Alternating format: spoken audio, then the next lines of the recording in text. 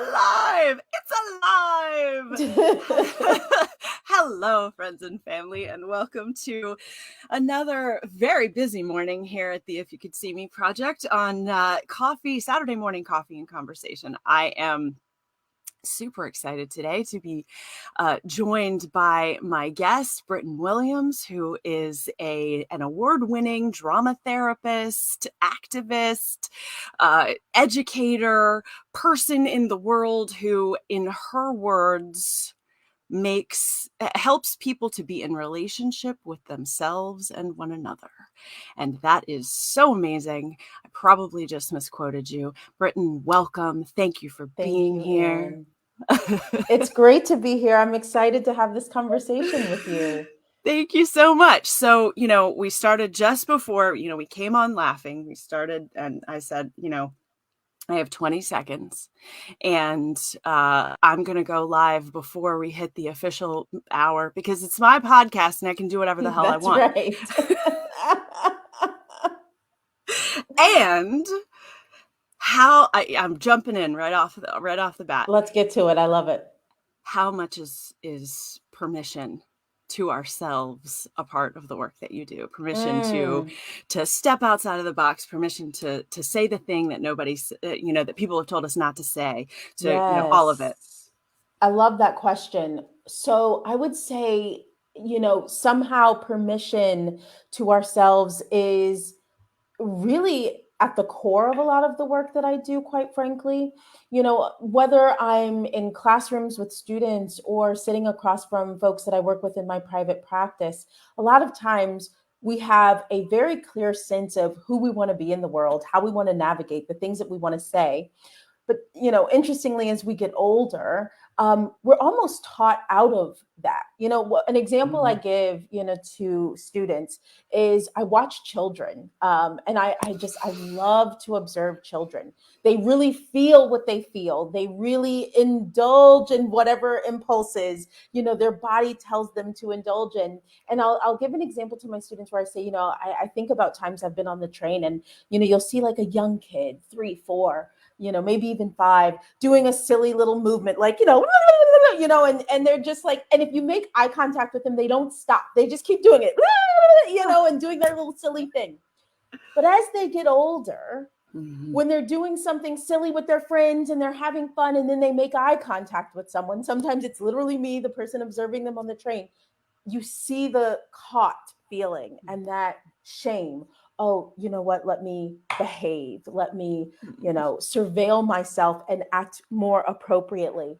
And this is something I've seen so many times in so many different ways. And so coming back to your question, I do think a lot of the work is getting back to that place where we would give ourselves permission to be who we are, to feel how we feel, and to not be afraid to say it and to show it. And that isn't easy work. I think it's actually quite difficult work the older we get, when we live in a world that is constantly telling us there's a way to be. Even myself as a therapist, part of my work was giving myself permission to be the therapist that I am. I have to be who I am. I'm a person that I use play and humor, and I bring that to my work and believe that I have to give myself permission to be truly and fully who I am, so that I can give my clients, my students, the folks that I work with, myself, my true self. Because if I'm giving you my truest self, I'm also giving you my best self. Yes. So I love the question. That's my immediate reply to it. I love it. No, I mean, you're absolutely correct that, we are, If You Could See Me has a couple of little, taglines, and one of them is take shame off the table. Right? Like, we understand inherently, but not always consciously, that shame is used as a tool for, manipulation and control. Absolutely. Right. And very often it's the tool of last resort when people don't have other tools, right? Like when they don't have or don't understand the need to, for explanation or being in relationship with another person enough. And oftentimes it's a child. I remember when I was a child in the 80s, so before we knew things about ourselves, as you know. Mhm. So like everything is told within context, because people didn't talk like this, at least not where I come from. And so there would be adults in my life who, most of the time they were step parents who, one, didn't really care, but two, as a shortcut to, like, do what I say, I need you to comply. It wasn't, an explanation or a conversation. It Mm. was, stop doing that. Stop Right. taking up space in that way. You're a humiliation. You are not okay as you are, and you need to be completely different in order to, remain in my good graces. And I think about that now in the context of, what you're saying about children on the train. Kids learn to be conscious of themselves based Yeah, on, they see themselves through the lens of the people who, that's you right. know, who are with them, That's right. right? And is it safe for me to be silly? Is it safe for me to Right. play? Is it, That's right. and so we're trained out of play, right? Yes. It's not safe to play. It's not Trained safe out to of be creative. play and play, trained out of our feelings. The other thing I often talk about is how when children cry, we pick them up and we say, it's okay, don't cry. Right, But it's not okay. That's okay too. right, Why are you crying? Let's cry.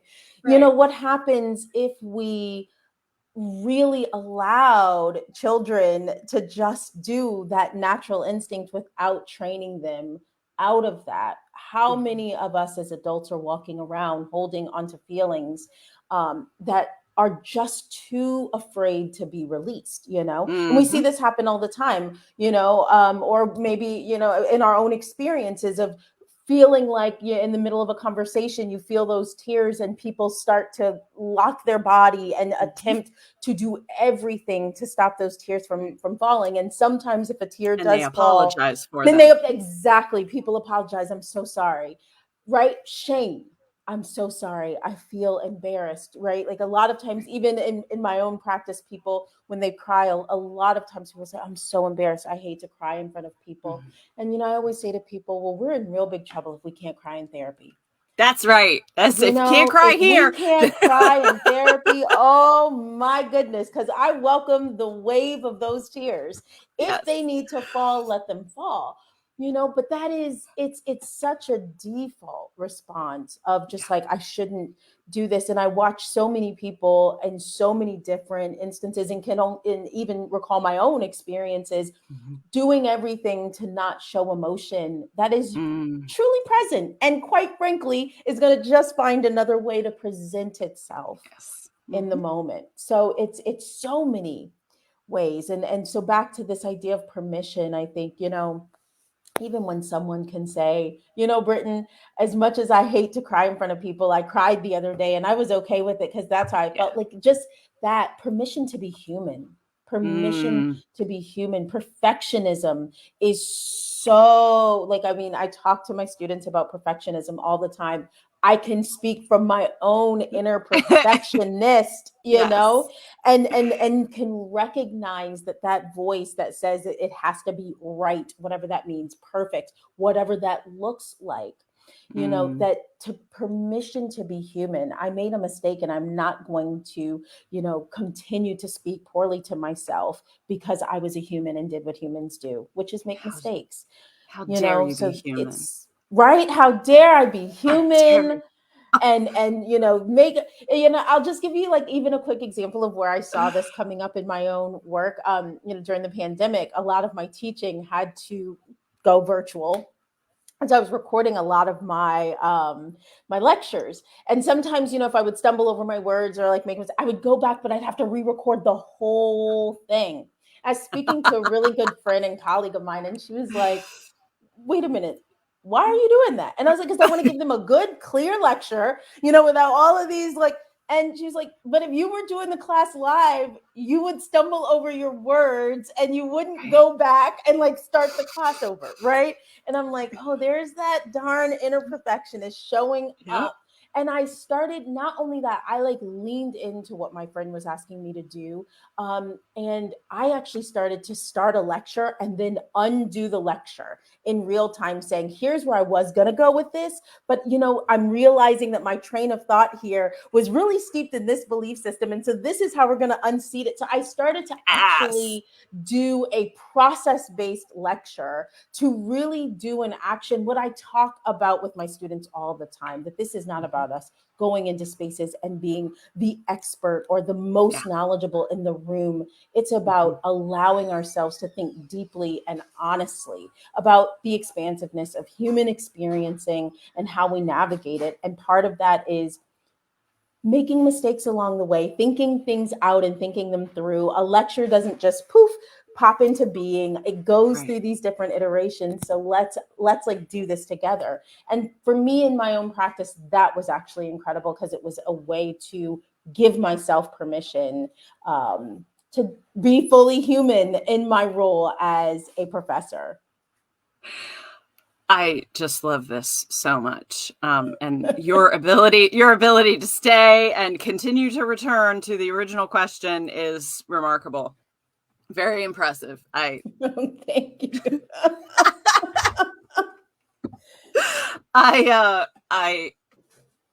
Two things came up. One thing is, have you ever heard of the 6-word memoirs?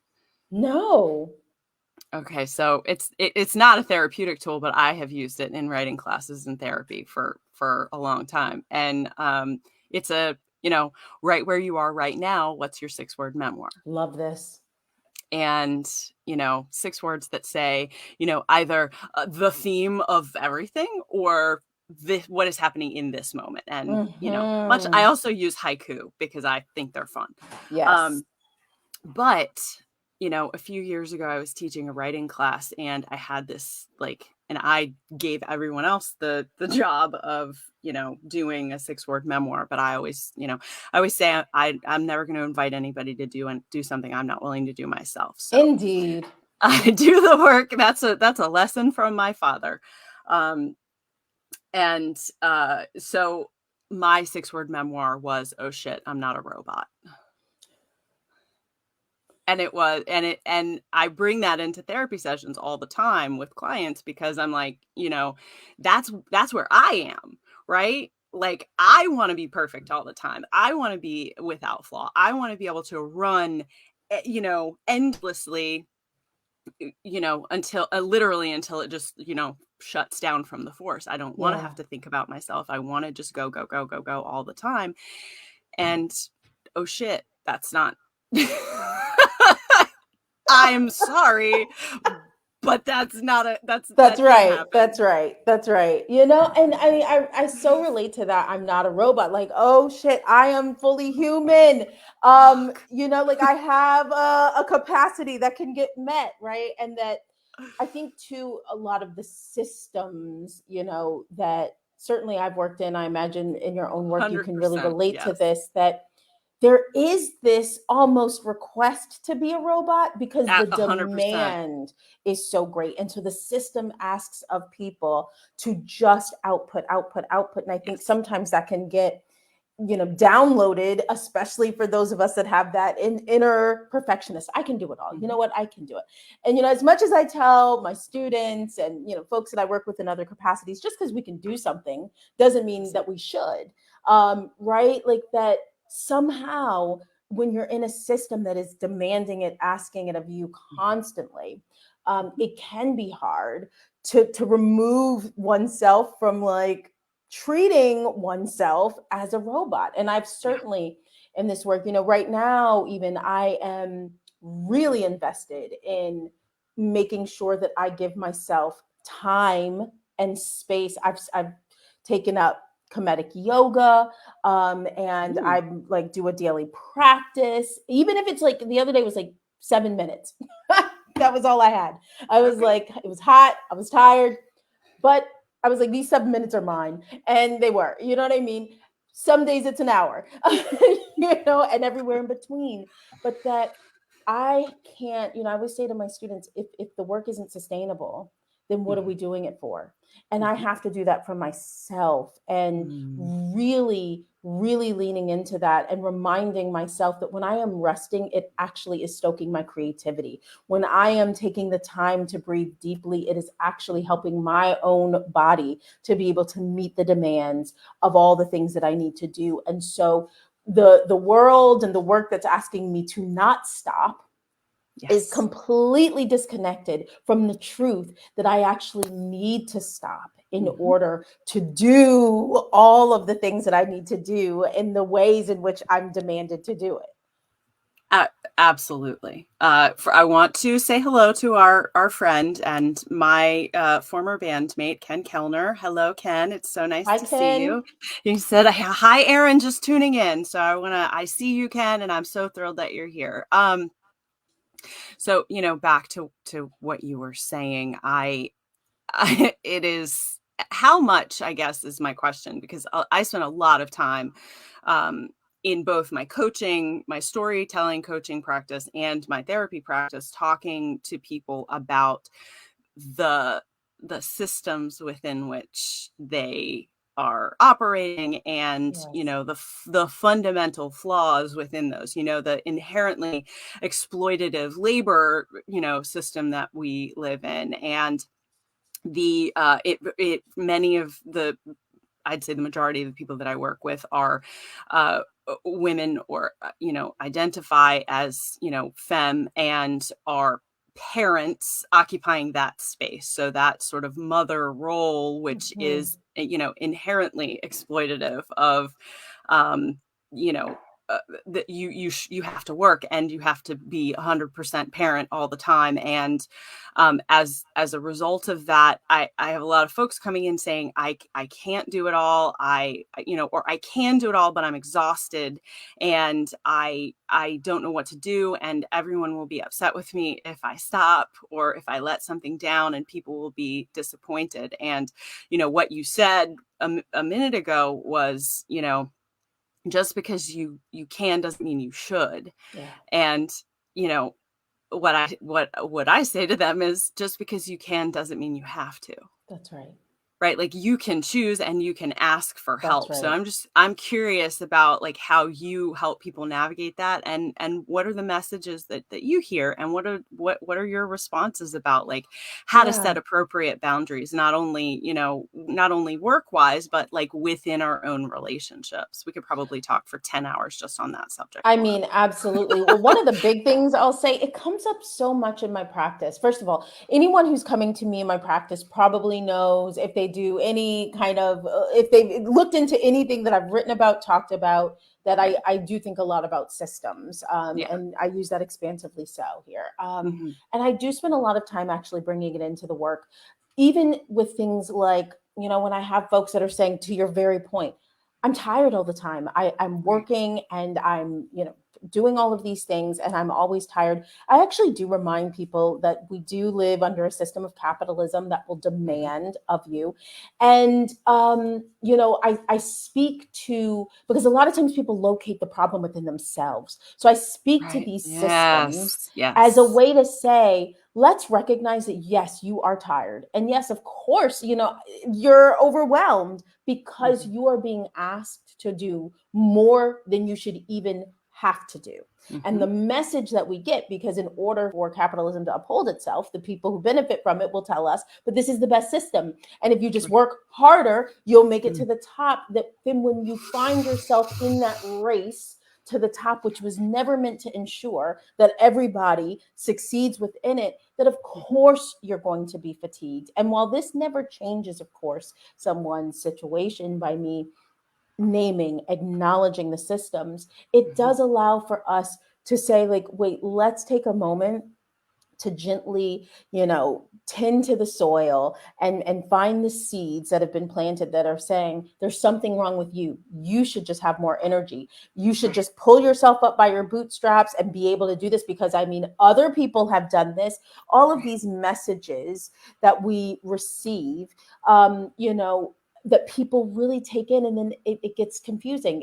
Is this my belief, or is this just what I'm being told, and so I feel that I have to believe it? So to your question, I spend a lot of time bringing in the systems, naming those systems.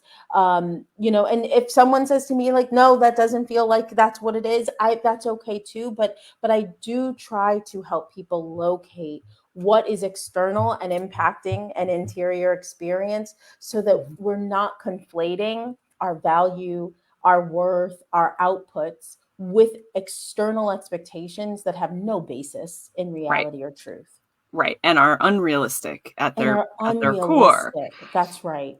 You That's know, right. I tell so many people,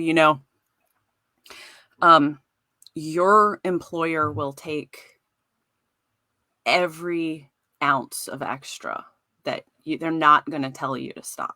That's right. In almost every That's in right. almost every work You're in a setting. best case scenario where you're in a community-driven organization where someone Right. says, take a rest. I Take a see you day do it too. off. Right. Yeah. You've made it to an ideal space, but you're Yep. absolutely right. You're absolutely right, Erin. So we have to choose, unfortunately, where to put it down. That's right. No one's going to do that for us, and that is incredibly difficult in a world in which, our value is inherent. Like, we are taught to seek our value externally. That's right. Right. Like, it is almost unheard of. Although I do feel like people are getting better at this, and parents are getting more adept at, sort of socializing their children to, to seek value internally, and to, know what is important to them, and not have to sacrifice themselves on the altar of capitalism, That's right. without considering, the cost of it, at least That's right. sometimes. That's right. People do choose to do that, and that, but that's different than, feeling like, well, I don't have a voice or a choice in the matter. So it's interesting. Our world is really broken. It is broken. It is broken. And, I mean, for me, I have found that, like, coming back to myself, and for that also means like just my cultural, like, history and practices, has been really important, um, really finding grounding in what matters. And, I find this in a lot of ways. It's in the comedic yoga that I've been doing. It's in the planting, that I've been trying to do, though, as much as I love planting and putting my hands in the soil. I don't always have success with the outcome with my plants. I never do. It's like, I've been able to keep 3 children alive for almost 20 years, but not. Yeah, when it comes to plants, listen, plant. If you've got a plant, give it to me at your own risk. Like, but I do love them. And, but I love planting because I'm putting my hands in the soil. Yes. I'm connecting myself to a larger, being, the earth. And, I think this piece is, when I'm speaking to folks across contexts in my life, that in the world of capitalism, I think we get taken away from that too, because it's work, output. Yeah. And what happens when we return to ourself, our family, our communities, our histories, our, just the things that matter most. And I say this as someone who feel like my work matters deeply, actually, to me. I love the work that I do. And I'm also aware that the systems that I am in do not foster sustainability in that, do not allow oftentimes for me to be a full human being. I could certainly almost every day of my life wake up and be working 12-hour days if I wanted. Like, there would be no shortage of things to do. If I chose to just do that. And we know there are people who do actually do that.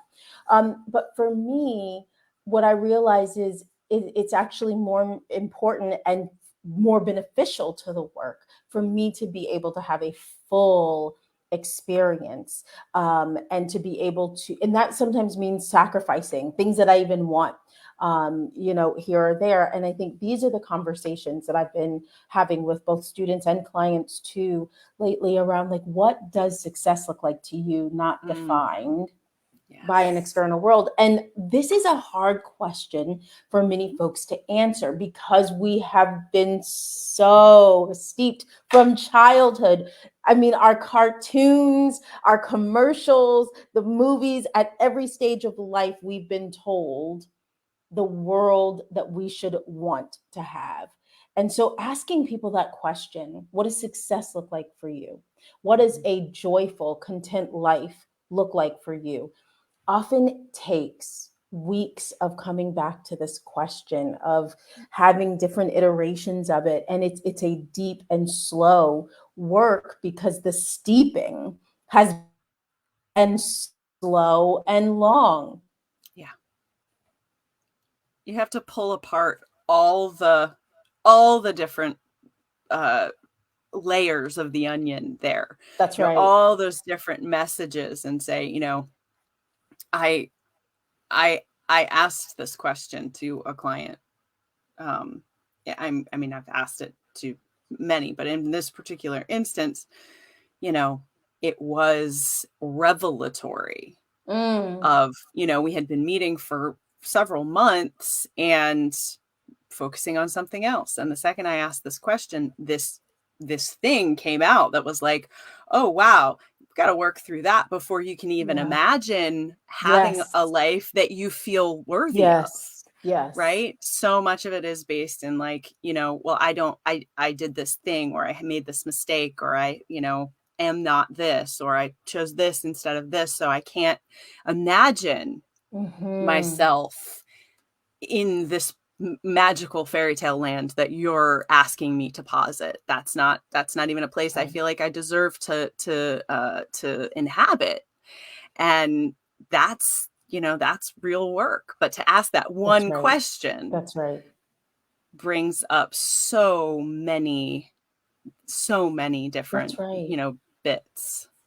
You know what you were just saying, it brings me back to your opening question around, permission. And I just think about the two things, permission and shame. Because the other thing that I'm thinking is just like how when people feel like they've done something bad, or somehow haven't lived up to something that they should have done, the internalized shame is so deep sometimes that to your point, people will say, well, I don't deserve to have this, or like, this could never be my future. And one, I think it's so important that people are able to give voice to that. I mean, just like allowing the voice of shame, to not live only in that internal space, but to have some place to express it becomes so important, because now we can like deal with it. It's we can look at it, we can step outside and work with it. And then this other part is like, can we allow ourselves, this comes back to this, like the permission to be multiplicitous, and, again, for me as a drama therapist, I think a lot about the multiple roles that we play. And I, have an array of roles in my own Rolodex, and some of them are more challenging than others. Can I allow myself to be fully valuable as I am, recognizing that, of course, there are parts of myself that still have growth to do. Of course, there are pieces of my history that, may want to be shifted or changed. And so when we grapple with those things that we've done past, if we can allow ourselves to say, I don't have to live in that as my only fixed role. This is what I'm often asking like folks to say. So I never, when someone says to me like, if it's a villain role, if we're thinking from a role context, like I never deny someone that when they say this role exists for me, right? Like, it's like, okay, so that role is there. but what about also the role of the friend, of the right, Right. and the caretaker, and all Mhm. of these things can exist and be true at the same time. They can be Mhm. contradictory, but Mhm. there's something about our minds as people that the Yes. moment we think something or some part of something or someone can be colored bad, the whole thing Right. gets colored Is so. right. It And it gets it's like a rotting piece of fruit, right? that's Like right. it's this That's right. beautiful thing that, has all these different layers, and then there's one little bit of mold, and then it just sort of grows and consumes the entire thing. That's exactly it, and meanwhile, part of our human experiencing, especially a lot of times when people are talking about things from their childhood, you know what I mean? Mhm. Yeah. Like and this is where I'm like, we can also give ourselves grace. Part of like being a human. I saw something a couple years ago, that like a meme or something on some social media platform, that was like, I'm going to butcher it, but it was the sentiment of it was, when you were a child, you had no idea your parents were also just growing up too. You know what I mean? Like they were Yes. also like growing Mhm. up. And I just like, of course, yes, that's true. But for whatever reason, it just struck me, because I'm just like, I remember being a child just assuming my mom just knew everything and was just like this kind of superhuman, right? And on some level, I mean, I still believe that. And of Oh. course, my mom's a full human Right. being, Mhm. right? And this piece of like, we're all just growing up trying to figure things out, and Mhm. but we live in a world that is saying, when you become an adult, you should have it all together, you should know all Right. these things, and there's this pressure that a lot of people put on themselves to just know how to do things, know how to be, and we don't give ourselves grace to make those mistakes, have those relational ruptures that are inevitable Right. in our lives. The part that gets so hard is the repair, because the shame becomes so big. And I Right. think we have been taught, one of the deeper messages that we've been taught regarding shame, is to hide it. Yes. Is to hide And it. Don't judge it, and judge and it. create an entire story around it Yeah, that has some sort of defines ourselves and our existence in some way. And I love inviting, I love mindfulness in general, but I love inviting people to consider the voices, their inner voice, their inner critic, with yes, curiosity rather than judgment. same. Yes, Right? Like, can you be curious about what is happening right now that is creating this message, that's right. rather than shutting down any forward motion by saying this is a verification that I am Mm-hmm. bad, and then there's a period at the end of the sentence, and we just walk around with that shame That's right. backpack on That's forever, right. saying you suck and you're terrible and you don't deserve anything good. That's right. I think that's such a powerful way to work. I'd be curious your thoughts on this too, because so many times when I work with folks around, really like, let's actually listen to what this inner critic is saying with curiosity, just like you Mhm. said, and get an understanding of what this inner critic is trying to communicate. So many Mhm. times what is discovered is that the inner critic is a protective role. Don't say anything, you're going Almost to embarrass always. yourself, Yes. you're Almost going to look always. so Yes. stupid, all Yes. the things that Yeah. one's inner critic will kind of say to them Hmm. internally, that a lot of times people are even feeling afraid and ashamed to share with other people. Yes.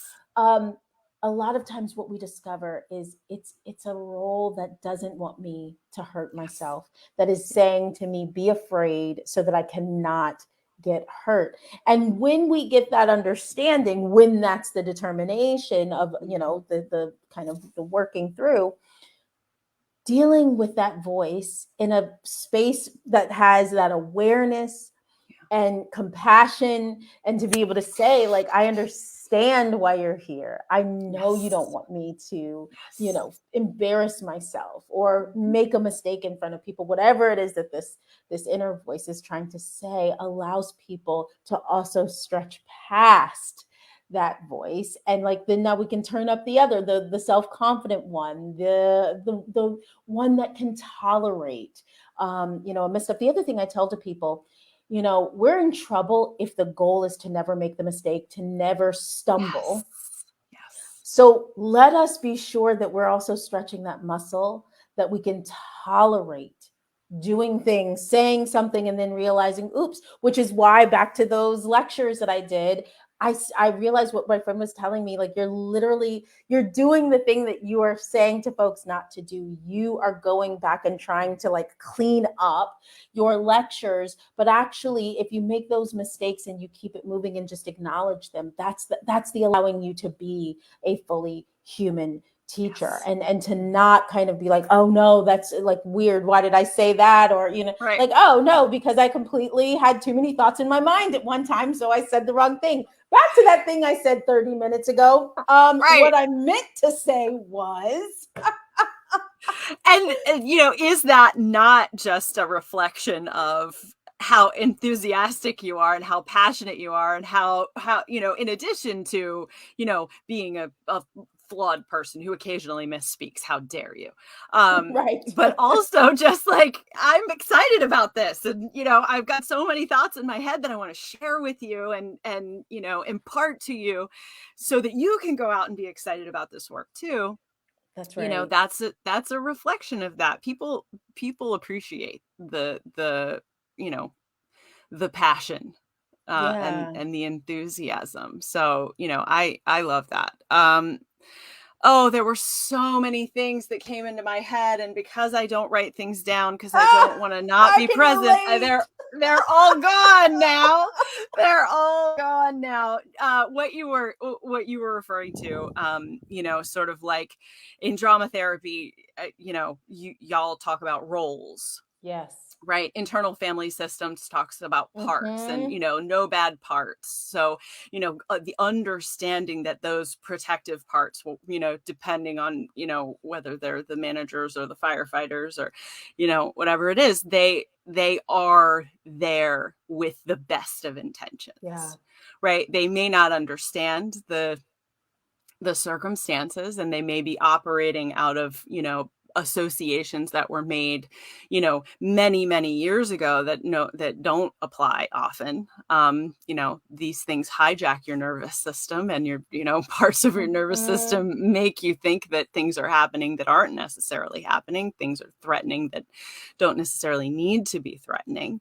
And you know it is so challenging for that externalization to occur, right? For a person to believe that, oh, I don't have to consider this thing that I don't like about myself or that I struggle with as a defining defining me or being who I am. I can consider this to be, just a part, and a Mm-hmm. part that has good intentions, and a piece of myself that wants to keep me safe Yeah. in Yeah. you know in what I am perceiving to be an unsafe circumstance. Absolutely. I think too, our world is increasing. I think people, we're living in a time right now where there's a lot of external chaos and Hmm. tension. And, Hmm. so on some level, I think more people, I mean, just the numbers are staggering around how many people are experiencing increased anxiety and depression, but not Hmm. surprising with all that's kind of been going on Hmm. in the world lately. And so on that level, I think we're also seeing more discussion societally about mental health, which is encouraging to me. Hmm. Because the other piece that I recognize, and I think this is, again, kind of looping back to one of your earlier questions about do I talk about or how do I talk about systems in my practice? The other Hmm. reason I think it's so important is because until we get to a place where the world around us can understand that I might be in a room with you and the door slams and I get panicked and I scream or I say we're not safe. And people are looking at me like, what's going on? For the folks that I work with that have that experience, like I'm thinking about some of the folks when I worked at a hospital that sadly is closed for veterans and active duty service folks. People were expressing just like the frustration around even things like, I think about 4th of July. A lot of times people were just like, people have no idea. It's awful. What that causes, right? Inside of someone who's been in a war zone, the fear, and that we know with trauma, like the here and now becomes the there and then for folks. And so if we can get to a place where more people understand too, responses, reactions, why maybe what you see as someone not being friendly is someone's blunted affect because they're feeling depressed and they showed up, and that's a really big deal. If these could become parts of our everyday conversations, I think it would be a lot easier for folks to have permission for themselves to be fully who they are. But, there's so much because of these external expectations of how we're supposed to act and be in relationship with people. And there's not a lot of range in that. We don't get a lot of range, and the range doesn't consider different cultural understandings of what it means to be in relationship with people. They don't understand different, ways of navigating the space, the world, different worldviews, right? And so I think what I'm saying here is the more we can, lean into a compassionate way of navigating with people. And I think meditation, being with community, like ways in which we deepen our own self-compassion. Yes. It's born from there, right? Like the second I right. realized, like I used to be really, really angry and really judgmental and really critical of everything and everyone all the time.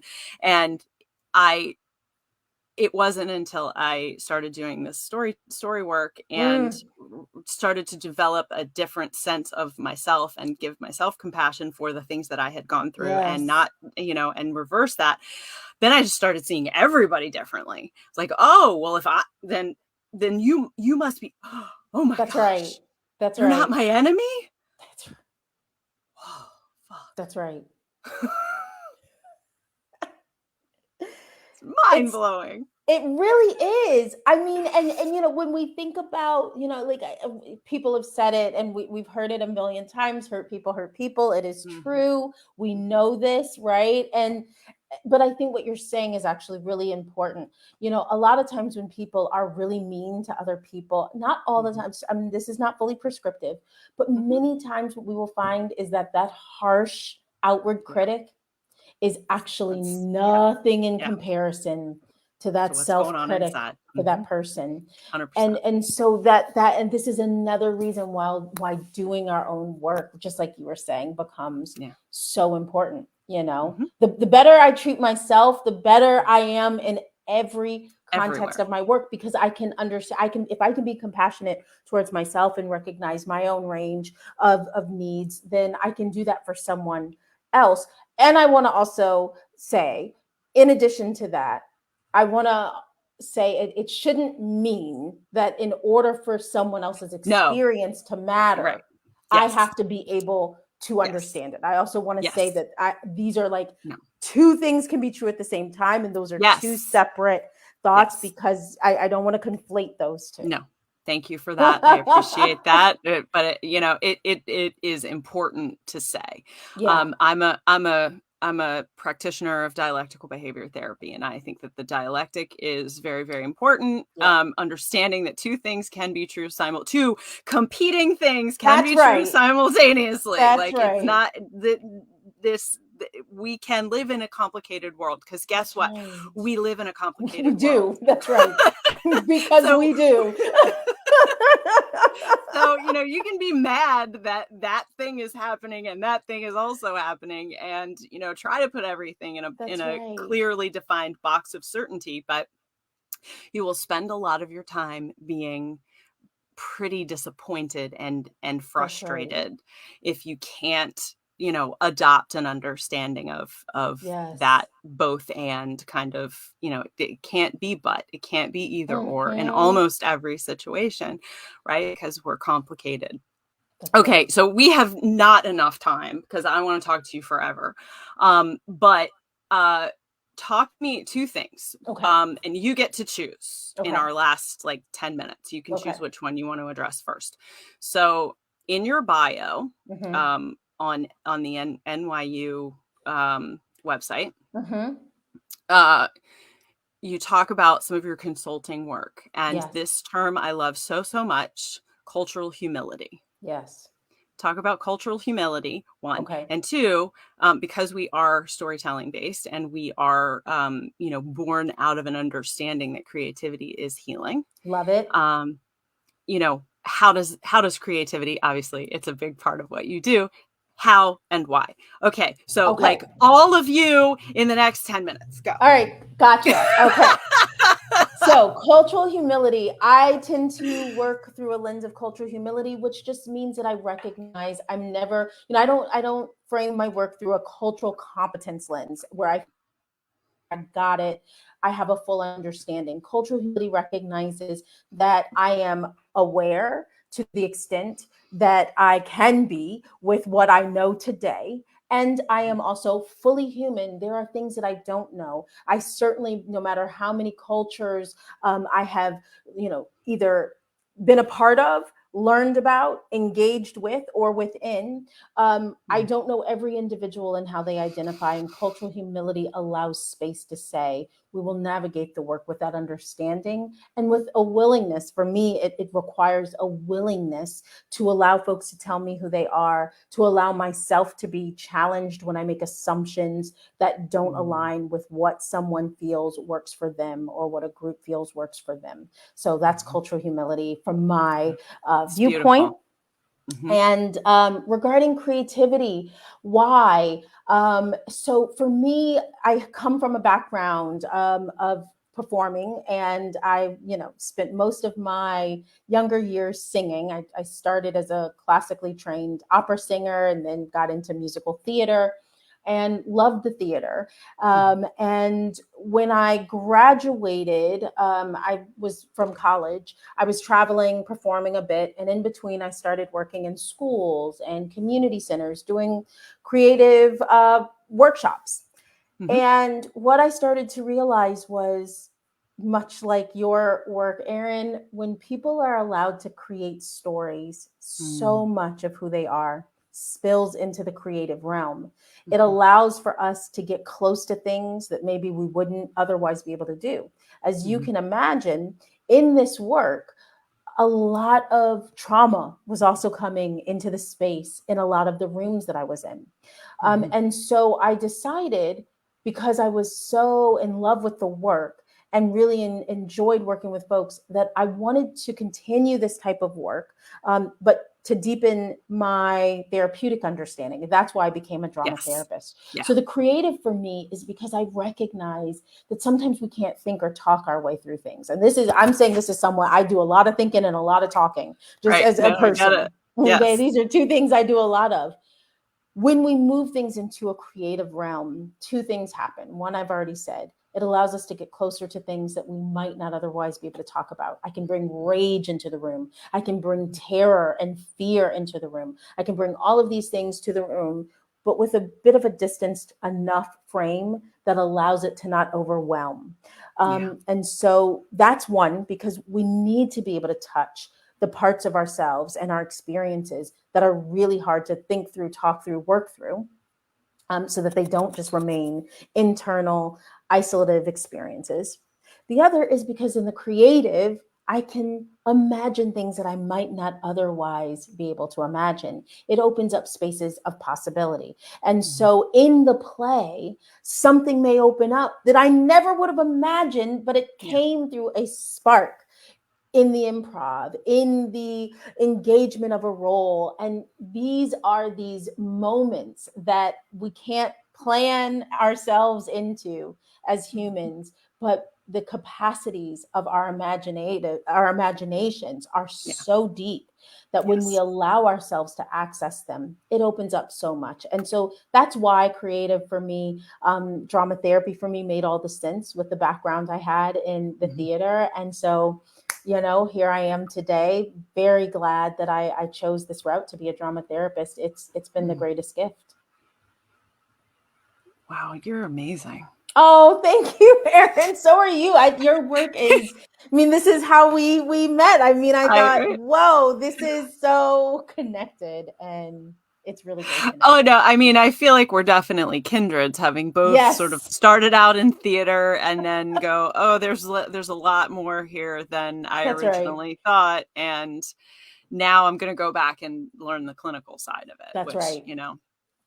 I did pretty late as well. Your ability to sort of truncate. I gave you 10 minutes and you used less than 5. I got to That tell was you, my very students will impressive. tell you that's almost unheard of for me. So I just want it to be known. It is documented here. I'm getting better. When I don't use the full time and or exceed it, we are in a good place. And I just want to say this is growth for me. Hooray! Hallelujah!